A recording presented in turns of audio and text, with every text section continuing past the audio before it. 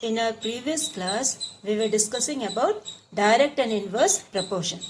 Yes, in that we completed exercise 4.3, we completed till 7th one, and then the challenging problems we did one sum. Okay, now we will go for the 9th one. The 9th one, what they have told, in a school there is 7 period a day, each of 45 minutes duration. How long each period is if the school has 9 periods a day, assuming the number of hours to be the same. Okay, so what they have done here is, each period is how much? 45 minutes duration.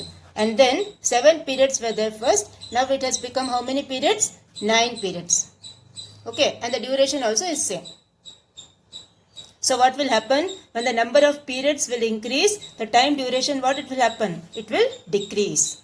Okay, when the number of periods increases, the time duration will decrease. So we will start the sum. First write the statement. Number of periods increases as the duration decreases. Since the number of hours is same. Okay, since the number of hours is same.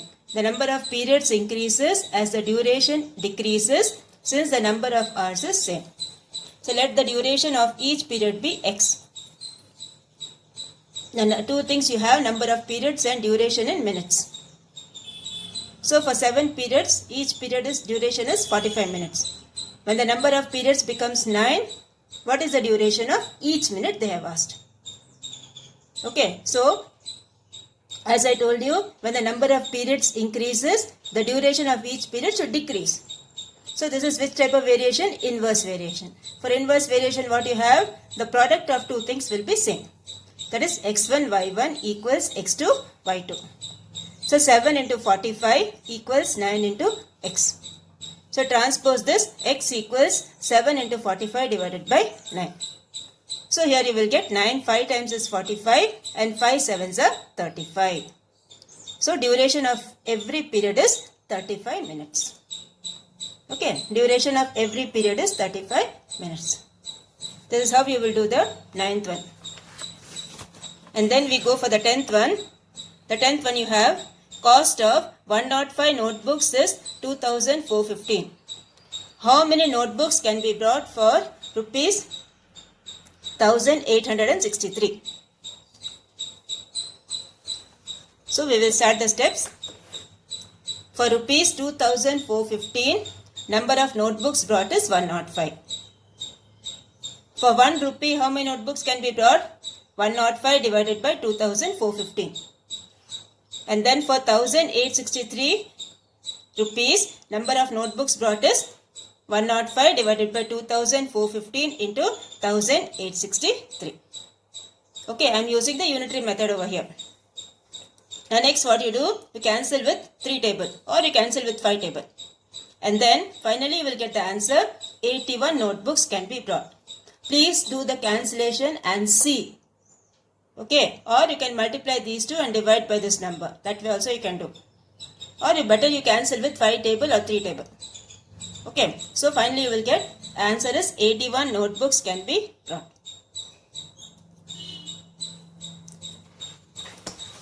So this completes your 10th one. That is 105 notebooks for this much rupees. So 1863, only 1863 rupees is there. So less the amount, less will be the number of notebooks brought. Okay, so it is direct variation. Since it's direct variation, I am using the unitary method. You can even use the tabular column. Okay. Now the 11th one. 11th one you have 10 farmers can plow a field in 21 days. Find the number of days reduced if 14 farmers plowed the same field.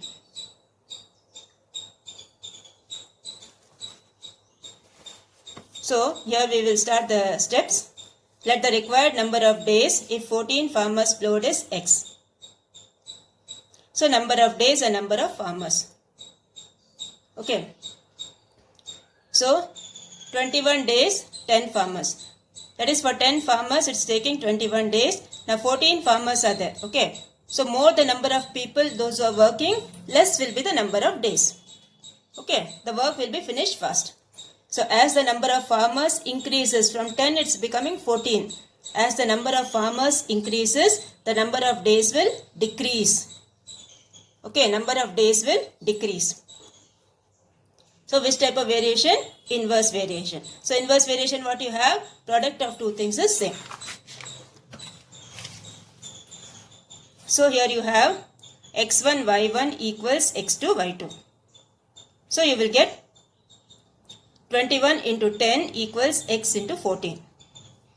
So transpose this 14 to this side.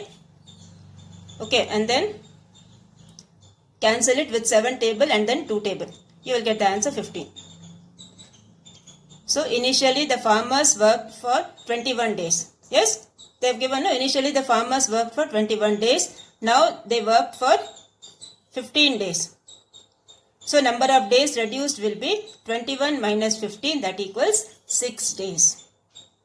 Okay, don't write the answer 15 directly, okay. You have to subtract and write. Number of days reduced will be 21 minus 15, that equals 6 days. So this is how you will do the 11th one. First put the table and then one increases, the other one decreases. So it is inverse variation. So product of two things will be same. Next is the 12th one. 12th one you have a flood relief camp has food stock by which 80 people can be benefited for 60 days. Okay. For 60 days, 80 people. After 10 days, 20 more people have joined the camp. Okay. After 10 days, 20 more people have joined the camp. Calculate the number of days of food shortage due to addition of 20 more people. So we will start. First, how many people were there? 80 people. And the food is lasting for how many days? 16 days. 60 days, sorry. Okay, food is lasting for 60 days. Then after 10 days, 20 more people join. Okay, after 10 days, 20 more people join. So this is 80. Okay, initially it was 80 for 60 days. Then available food for 10 days. So this will be 80 and this will be 50. Now 20 people joined. That means what? First it was 80. Now 20 people joined. 80 plus 20 will give you how much? 100. Okay, 80 plus 20 will give you 100. For 100 people, how many days the stock will last? Okay, for 100 people, how many days the stock will last? See, first it was 80 people. 80 people, how many days? 60 days. And then next what they have told here is after 10 days, 20 more people join. Calculate the number of days of food shortage. So after this one means 60 minus 10, this will be 50. Okay, and then 20 people join. So 80 plus 20 is 100. For 100 people, how many days the food will last? So as the number of people increases, food lasts for less number of days. Okay, more people are coming to eat means the food will finish off fast. So food will last for less number of days. So again, which type of variation is that? Inverse variation. So you have the product of two things same. So you have 80 into 50 equal to 100 into x. So transpose that. You will get x equals 80 into 50 by 100, that equals 40. So remaining food to be used for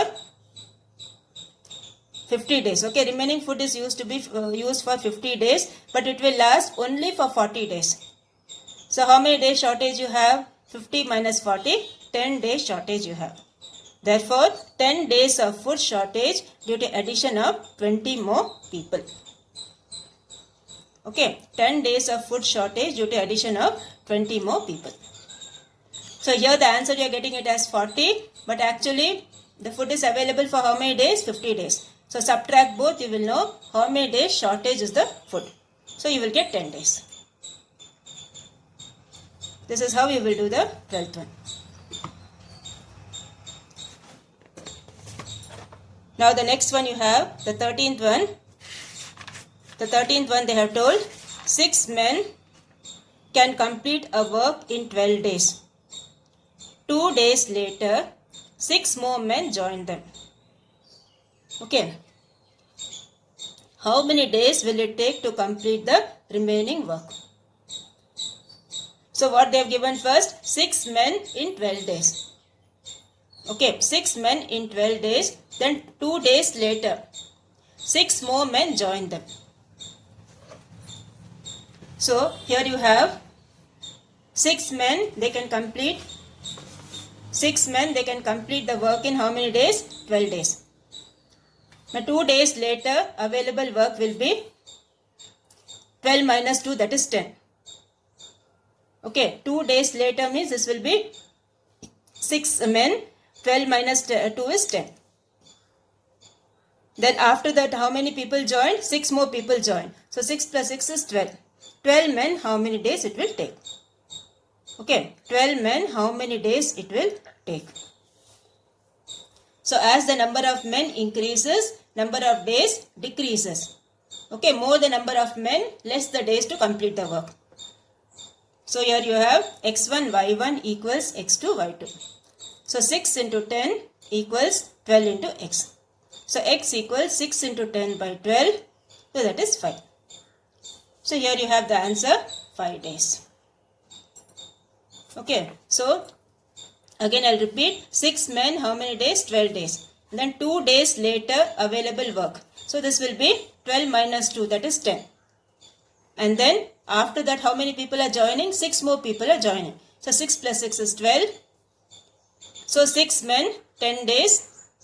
12 men, how many days? So use the inverse proportion. x1, y1 equals x2, y2. Transpose that, you will get the answer, 5 days. So this completes your exercise 4.3. Okay, this completes your exercise 4.3. Now, next we will go for this one, geometry chapter. Okay, now before that, see, the one words you please complete. Okay, exercise 4.2, first one, second one, then the objective types also you complete it as homework. 1, 2, 3, 4. These 4 sums you please complete as homework, write the steps and do it neatly.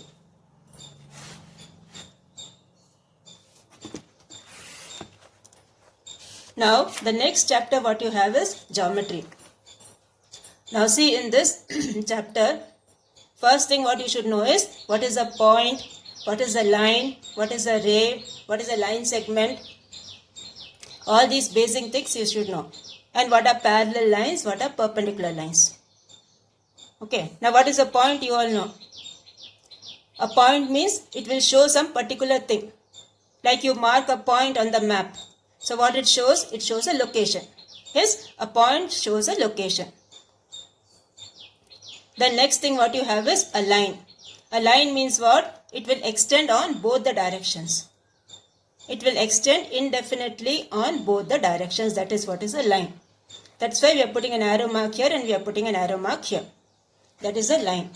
The next one is a line segment. A line segment is a part of a line. Okay, a line segment is a part of a line. It has 2 endpoints. Next one is a ray. A ray has a starting point but it has no ending point. Okay, a ray has a starting point but it has no ending point. The next one what you have is parallel lines. Parallel lines means what? The distance between them will be always same. Okay, here, everywhere you see, the distance between them will be always same. That is what is parallel lines. The next thing what you have is intersecting lines. Intersecting means what?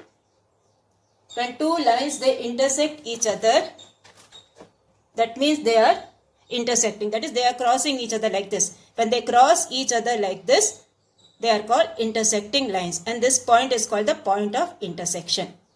Okay, like you have 2 lines crossing here. So this point, wherever they are touching each other, that is called the point of intersection.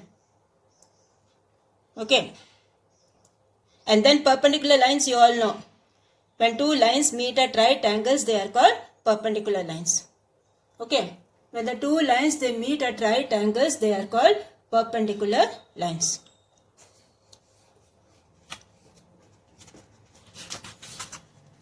Now, again you know what are the angles.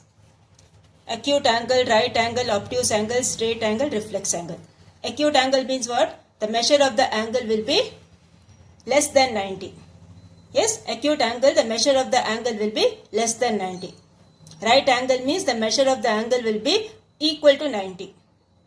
Okay, the measure of the angle will be equal to 90. Obtuse means what? The measure of the angle will be greater than 90 but less than 180.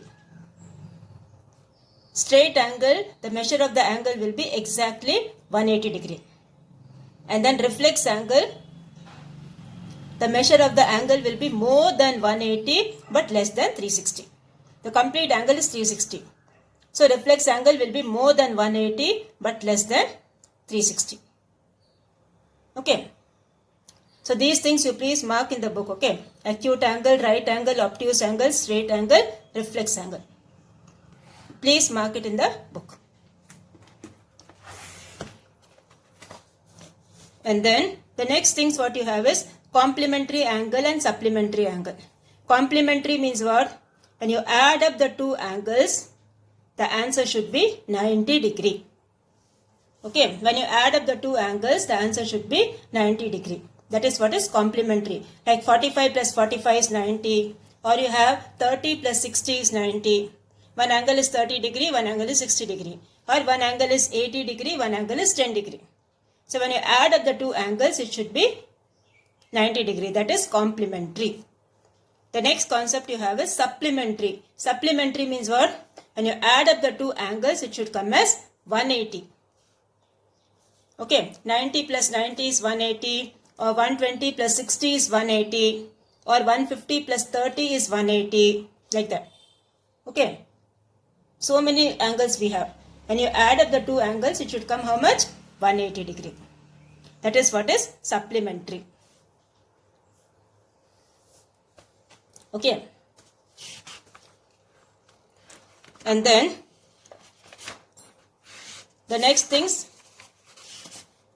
what you have is adjacent angles. Adjacent angles means what? Both the angles will be together. Like you have like this. Both are adjacent to each other. That is, they will have a common vertex and a common arm. This is called an arm. When you draw an angle, this is called the vertex and these are the two arms. ARMS. These are the two arms. Okay. That is, when you draw two angles like this, see here. This is called the vertex. Okay. This point is called the vertex. These two are called the arms of the angle. ARMS, arms of the angle. Suppose if I draw one more line like this, one more ray like this angle and this angle are adjacent angles. That is, they have a common vertex and a common arm. This is also an arm. Okay, a common vertex and a common arm. So these two angles are called adjacent angles. Then the next topic what you have is straight angle or linear pair. Linear pair means what? See, when you put like this and when you put a ray over here, this angle plus this angle, when you add up both the angles, it will come as 180. Okay, when you add up both these angles, it will come as 180. That is what is called linear pair or straight angle.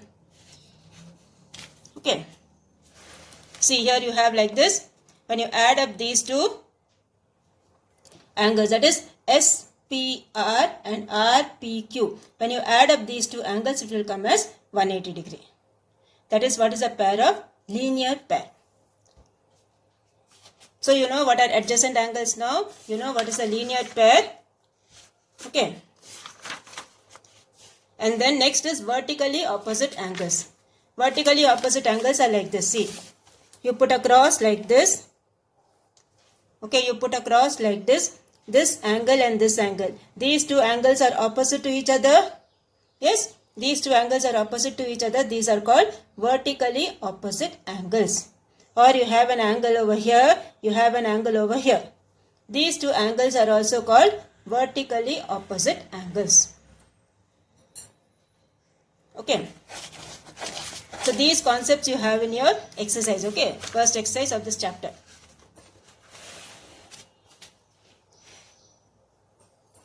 Now, so based on these concepts, we will start this exercise. Okay. Based on these concepts, we will start this exercise in the next class. That is what all things you have learned. The first thing you have learned is what is a line segment, what is a ray, what is a point. Okay, all these things you learned. Then what are intersecting lines, what are parallel lines, what are perpendicular lines. The next thing is you learned about the angles. Okay, the next thing you learned about the angles, acute angle, right angle, obtuse angle, straight angle, reflex angle. All these angles you learned. Okay, so based on this, we will start the exercise. Now in your classwork, what you do?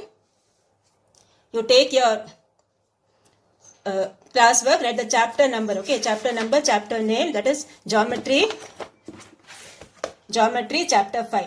Chapter 5 geometry you write, and then put the heading as angles and write this. Okay, 1, 2, 3, 4, 5. Just see the book and write this. And draw this also. These angles alone you draw. Okay, acute angle you write the definition, draw the angle. Right angle you write the definition, draw the angle. So 1, 2, 3, 4, 5. So these 5 things you copy from the textbook in your classwork notebook. Okay, and then the previous chapter you do these 1 words. Okay, that is your homework for today.